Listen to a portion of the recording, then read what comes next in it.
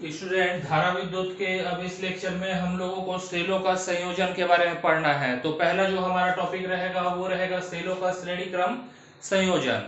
अभी कुछ लेक्चरों में हम लोग सेल को श्रेणी क्रम में, फिर समांतर क्रम में, और फिर आगे चल के हम लोग सेल को मिश्रित क्रम में भी जोड़ेंगे। मतलब कुछ सेलों को श्रेणी क्रम में, कुछ सेल फिर उन सेलों को जो श्रेणी क्रम में पंक्तियां बन रही है उनको फिर समांतर क्रम में जोड़ दिया जाएगा। और जोड़ने के बाद यहाँ पर हम देखेंगे कि जोड़ने के बाद जो हमारा तुल्य विद्युत वाहक बल आ रहा है उसका मान कितना है, और तुल्य आंतरिक प्रतिरोध जो होगा वो कितना होगा।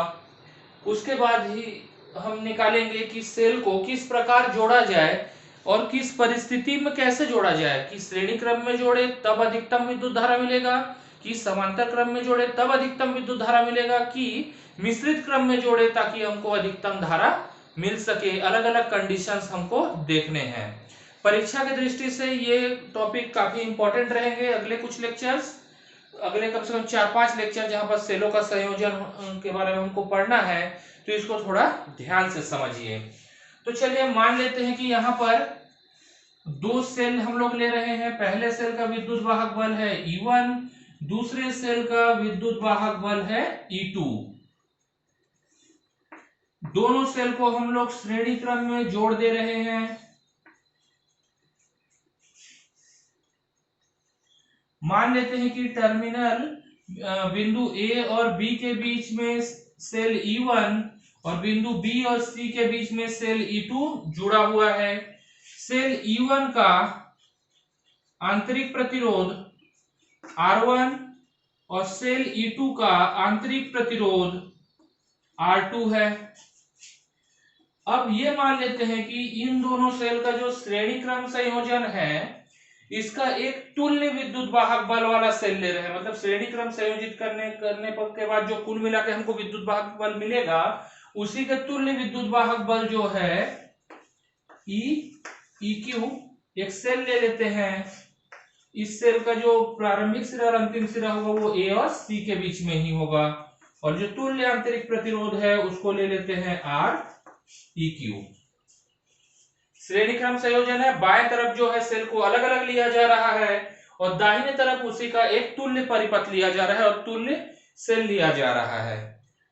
अब यहां पर देखिए विद्युत धारा जो है, विद्युत धारा सदैव प्लस से माइनस की ओर बहता है। तो विद्युत धारा जो इधर बहेगा इधर I होगा, यहां पर भी I ही होगा।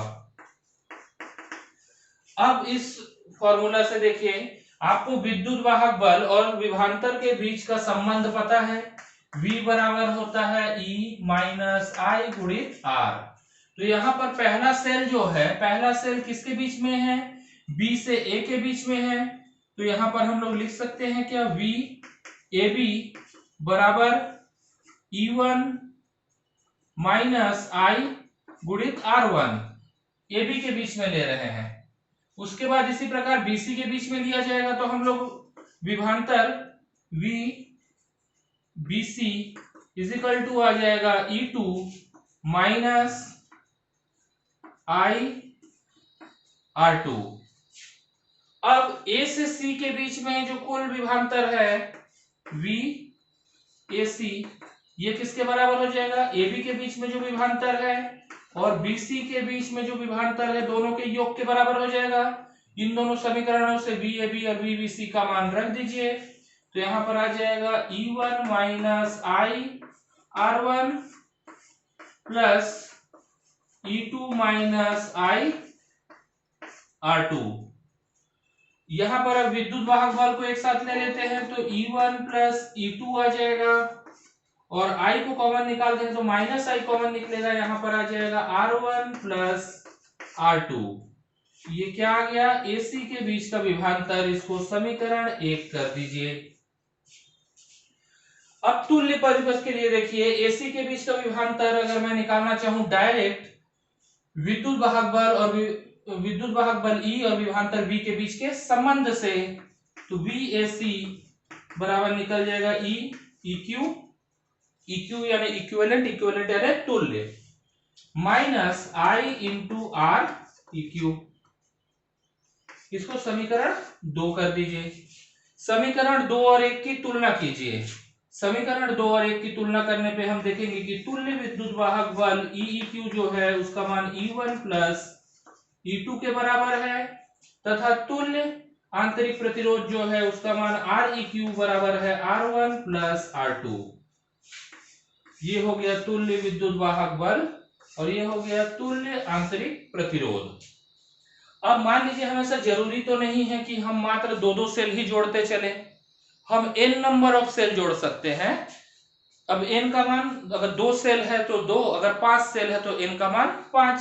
तो जनरलाइज करते हैं जो रिलेशन हमने निकाला है अभी, तो यहां से n नंबर ऑफ सेल जोड़ेंगे तो तुल्य विद्युत वाहक बल जो होगा वो E1 plus E2 plus E3 En के योग के बराबर हो जाएगा। मतलब जब सेलों को श्रेणी क्रम में संयोजित किया जाता है तो प्रत्येक सेल के विद्युत वाहक बल का योग तुल्य विद्युत वाहक बल देता है, और उसी प्रकार तुल्य आंतरिक प्रतिरोध जो होगा सेलों का वो प्रत्येक सेल के आंतरिक प्रतिरोध के योग के बराबर होगा। ये n नंबर ऑफ सेल के लिए सेलों के श्रेणी क्रम संयोजन को हम लोगों ने जनरलाइज किया। यहाँ ये 2 सेल के लिए मात्र था, ये n नंबर ऑफ सेल के लिए है। मेरे ख्याल से ये श्रेणी क्रम संयोजन आपको समझ में आ गया होगा। श्रेणी क्रम संयोजन में तुल्य विद्युत वाहक बल और कुल आंतरिक प्रतिरोध कैसे निकलता है यही समझना महत्वपूर्ण था। अगर कुछ भी डाउट होगा तो आप इसको हमको मेरे कमेंट करके बता सकते हैं, कमेंट में आपका डाउट क्लियर करने का प्रयास करूंगा। इस लेक्चर से रिलेटेड जो भी आपका फीडबैक हो मेरे को कमेंट के माध्यम से जरूर बताइएगा, और अगर ये लेक्चर आपको अच्छा लगा हो तो एक लाइक जरूर प्रेस करेंगे।